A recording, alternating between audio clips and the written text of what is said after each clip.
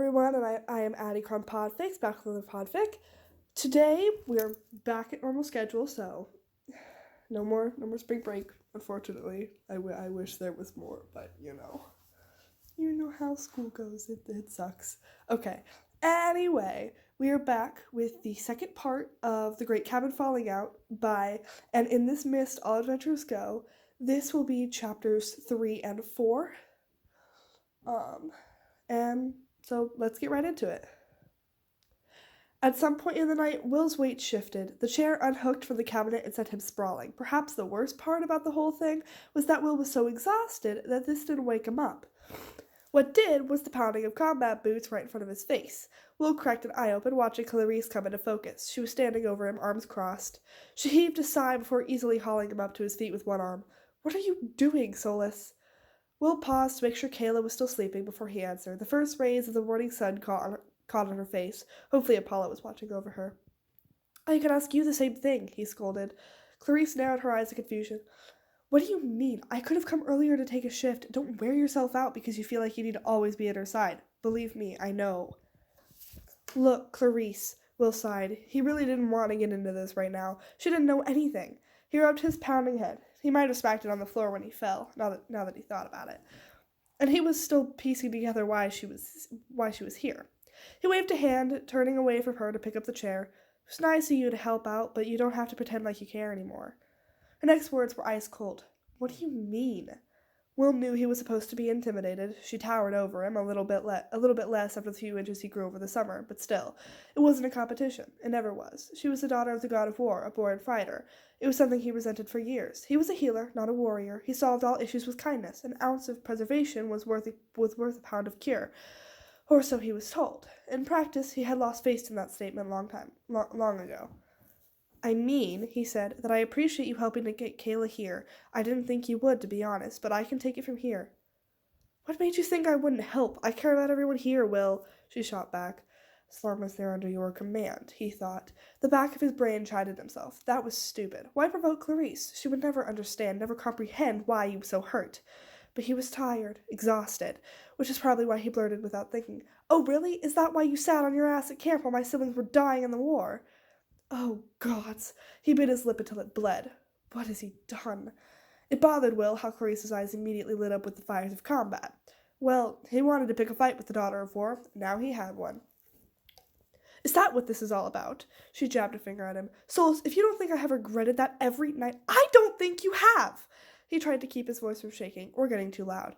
"My cabin has been cleaning up the mess that was left, healing the wounded, burning shrouds." He choked on the words. "Where have you been? What have you done, other than starting more fights?" To his surprise, Clarice took a step back. She didn't have a response, at least not right away. Will had learned since discovering his healing powers to not start fights. At least, not once he had to clean up after. That was for other members of his cabin, those who could actually shoot a bow. Because at the end of the day, no matter what team he was on for Capture the Flag, it was his responsibility to take care of everyone in the infirmary, even those he was fighting against earlier. Best to take a step back, accept how things were, and do his job. But that had gotten him dead siblings, a war narrowly won, more than his fair share of regrets, grudges, and grief. And the people it was okay to talk about it with, siblings who he desperately wanted to confide in, were dead. It was unfair to spread the feelings he was left with, especially when his younger siblings had enough to deal with. But this was a way he could inflict a wound, and Will relished in it. Was that the key all along? Not causing violence, but taking away kindness. Once the healer learned how to stitch wounds, was it that difficult to tear them apart? In that moment, the evidence clear, Will didn't think so. "You could have done something." His voice was stronger now. "We were fighting, losing campers, and where were you? Being a coward because of a petty grudge. Michael let it go. And what did he get? Well, I can't ask him because he's not here anymore. It's just me. Do you understand how that feels? How fucked up it is that I'm the third head counselor in a year?" Clarice shook her head and finally spoke. "You don't get it, Solus. All I could do is destroy. You don't think when I found Chris that I wasn't wishing Apollo was my father, that I could do something, heal him, even ease his pain? He only got worse when I was taking care of him. All I know is how to fight. That's not a talent that gets a warm welcome when I walk into a room. I was sick of how the rest of the camp looked at us. We were being taken for granted. Cabin 5 always has been." She balled one fist, the other reaching to clutch her knife.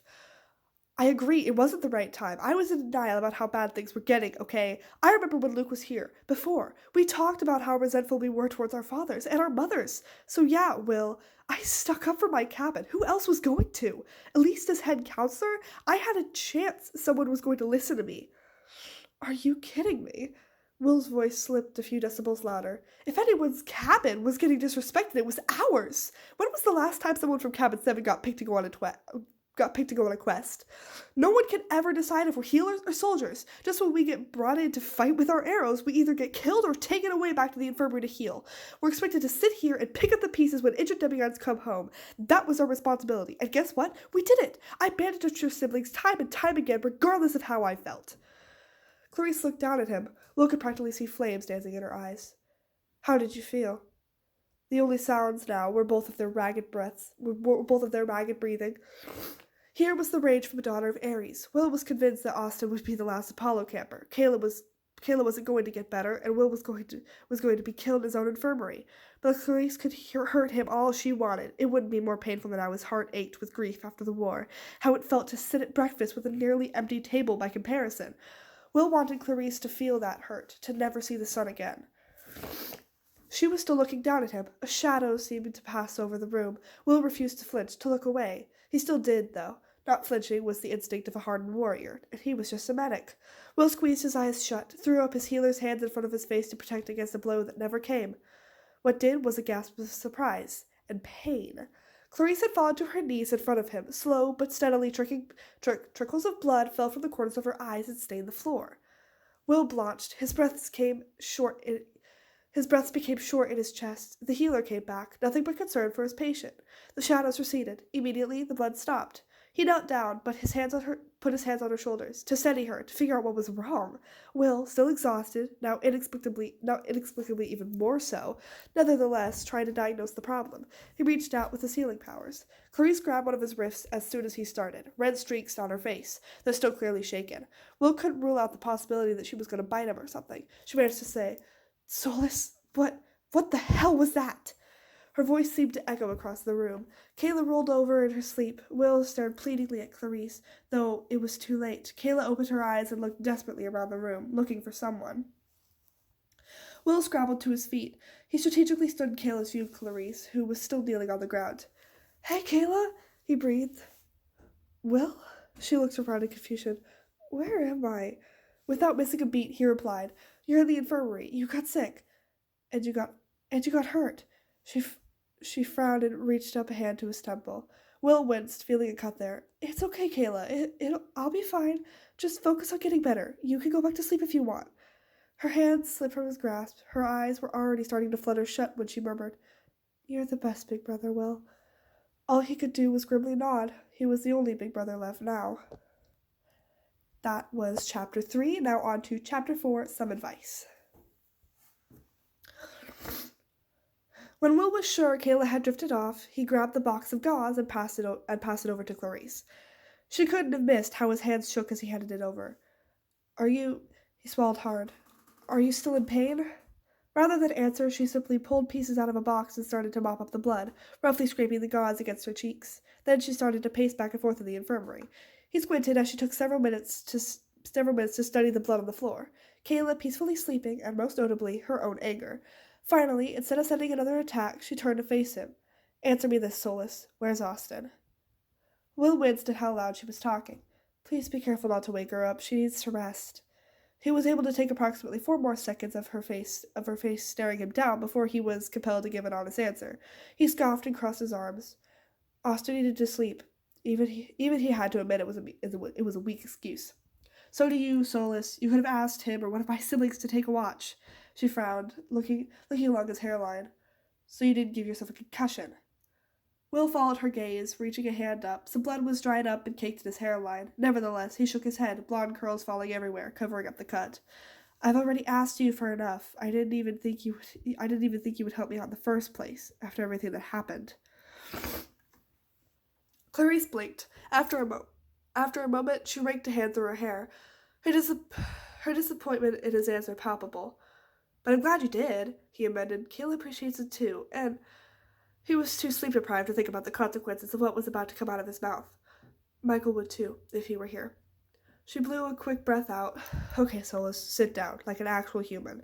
She amended. So you don't fall on your face again. We need to talk. Their compromise was to sit on an empty cot, side by side, watching over Kayla. They took turns taking small sips of nectar in absolute silence. After a while, a headache Will didn't realize he had begun to ease up. They also passed the box of gauze back and forth, cleaning the blood off their faces. Will spoke first. I tried to convince Michael to give the chariot to you guys, especially after he came back from the meeting, right after when he heard about Beckendorf. We were both stubborn. Her voice was hollow. That's something I'll have to live with. If I'd come sooner, She swallowed hard. Selena would still be alive. Maybe Michael, too. Maybe others. I'll never know. I'm sorry, Will, but rest assured, I've already beat myself up about it. The silence was heavy once again in the infirmary. Will wasn't sure if she was speaking literally or figuratively. I'm sorry I only added to it. I don't know how that happened. Will wrapped one hand around the other. I've never done that before. Clarice added another blood-soaked piece of gauze to the pile. I've never heard of a child of Apollo having that kind of ability. It's usually all sunshine with you guys, but I know exactly how you did that. You were angry. I know all about that. But I would keep that under wraps if I were you. As someone who just got back, I don't think you can continue down that path of darkness. That's where Luke went. You can't follow him. In these times, people need to put their trust in someone. History can't repeat itself again. Silence again. She continued. I'll give you some advice, head counselor. Learn where I failed. Your cabin and the rest of the camp. Every time they come in this infirmary, we'll look to you. I thought I was doing the right thing, standing up for my siblings, so when it came down to it, they still followed me. At least, who they thought was me, Clarice bitterly said. You're going to be a great leader, but I'll let you in on a little secret. One thing you learn as head counselor, you have to keep it together for everyone else. I messed things up, big time, Solus. I know my siblings will never look at me the same way again, and you know what? Neither will I. I don't want to know how that feels, too. Your healing powers are important. I'm sorry if no one's ever told you that before. Will hung his head, more guilty than ever that he let whatever darkness was inside of him take over.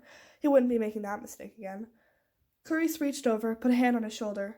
Listen, there's only so many times I can say sorry. Rest assured, I'll never stop saying it. But at this point, I can't change anything.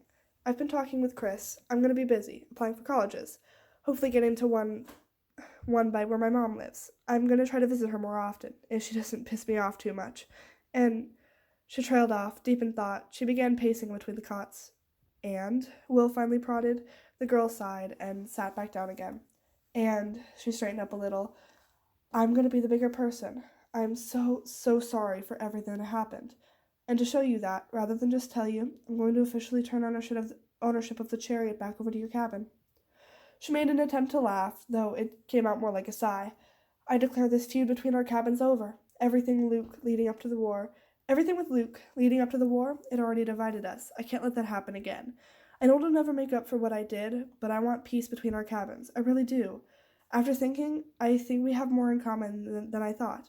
We both got disrespected. We both deserve the chariot. To have a little recognition for all we've done. But at least Cabin 5 got to lead a major quest. Clarice got lost in thought. Will absorbed what she said. He'd finally gotten that apology that he wanted. It was nowhere as cathartic as he thought it would be. I'm sorry, too, Will said. For what? Clarice asked. I was so angry with you. I should have come and talked to you. I was just so busy in the infirmary after. Then it just seemed too late. Then he chewed on his lip. Then I didn't want to. Most of her speech already said, Clarice simply shrugged. How can I be mad with you about that? You came out different after the battle. We all did. You became head counselor, but you also got Kayla here. Seemed like just in time, too. After everything, coming to ask me for help. I realized that took guts, Solus. He managed to smile, though he didn't feel good about it. That was deserving of praise. All of his focus was on healing Kayla. If she never got sick, would they have ever had this conversation? Would they have gone on resenting each other? Would their cabins always be at war for generations to come? Don't make a mistake, though, Solus. She gently shoved his shoulder. We'll still crush your cabin and capture the flag. Does this mean we can team up for capture the flag? Will asked. Clarice stomped like the prospect hadn't actually occurred to her. They had always been on opposite sides, except for when the hunters visited, for as long as either of them could remember. Don't push it, she decided. At his face falling, she continued. Well, if we did, it would have to be us versus the rest of the camp. Only way it would be even remotely fair. Deal? Will smiled. Deal. Good. She jutted her chin out, defaulting back to a commander giving orders. Now go get some sleep. Cabin 5 will rotate in to watch her. You have my word. We'll come get you if anything changes. Will nodded, getting up. Before he left, he made sure to pull out different supplies from the medicine cabinet so the others wouldn't have to go looking. As he did so, he narrated to Clarice almost absent-mindedly. I need her temperature taken every hour, on the hour. Some more healing stuff if it seems like she's getting worse. Please come get me if it seems like she's getting worse. And she needs water. His hands reached out, clumsily knocking over the cup. Before he could panic, Clarice was right behind him, a hand on his shoulder. Will, she said gently, we got it. He squeezed his eyes shut, trying to keep the tears from coming. You shouldn't have to. None of us should. It's too much responsibility for any of us. Michael wasn't ready for it when we lost Lee, and now it's onto me. I need her to be taken care of. I know, Clarice said. It is too much, but we're doing it. It's not going to be all on one person anymore. You know, maybe with Percy's promise from the gods, things will be different, be better. For now, we're doing what we need to. Well, except for you, Solus. Before he could get mad all over again, she held up a hand. You need to go to bed, head counselor. Hop to it. If you won't, I'll knock your ass unconscious. Got it? He numbly nodded. Somehow, he stumbled back to the Apollo cabin without glancing back. On his regular bottom bunk, Will didn't bother to wriggle into a sleeping bag. He was sure he was too wired to sleep, too many emotions going through his head. Instead, he passed out immediately. And that was chapters 3 and 4 of The Great Cabin Falling Out. I hope you all enjoyed. And before I go, I kind of want to rant a little bit because I have been feeling like shit. Okay, so first, if you remember, the last time I recorded, I said that my throat felt like shit, and it still does. It still doesn't feel the best. It doesn't absolutely hurt, and my mouth isn't totally dry like it was when I recorded on Thursday. But it's not great. I have had a runny nose, like, all day. And then also, like, my ear, like my right ear is so clogged up that it hurts. But of course, like the person I am, I don't want to tell anyone, because why the fuck would I, right? Yeah, so I have a clogged up ear, a throat that feels like shit, a runny nose. Oh, I also got a bike, like a week ago. I got a new bike because we were going to Aberdeen. So, yeah, we were going into town, and I needed, and, like, my bike was, like, super small for me, but, you know, I have an obsession with the color purple, so, of course, I got a bike that is too small for me, because it was purple, and, like, it's fine, I would be able to ride it, right? Except, there's a problem. The chain is, like, not tight enough, and it has more settings. You can tighten the chain, but the brake is in the way. You cannot tighten the chain because of where the brake is, and it is so frustrating because I don't want to tell anyone, because it may, like, my bike might not have been expensive as some of the other ones. Like, it was like only $100 compared to the one my brother ended up picking, which was like $500. But I don't want to tell anybody, because then I would either have to ask somebody to help me fix it, or we would have to go all the way back to Aberdeen to return it and get a new one. And I don't want to do that. So, you know, I'm holding my tongue and not saying anything. So that feels fantastic. Oh, yeah, and it's back to school tomorrow, so I'm gonna have to probably deal with a plugged up fucking ear that hurts all day during school tomorrow. Oh, I hate my life. Okay, with that very happy note, I hope you all have a good day or night. Sorry for ranting for so long. Um, yeah, I shouldn't have done that.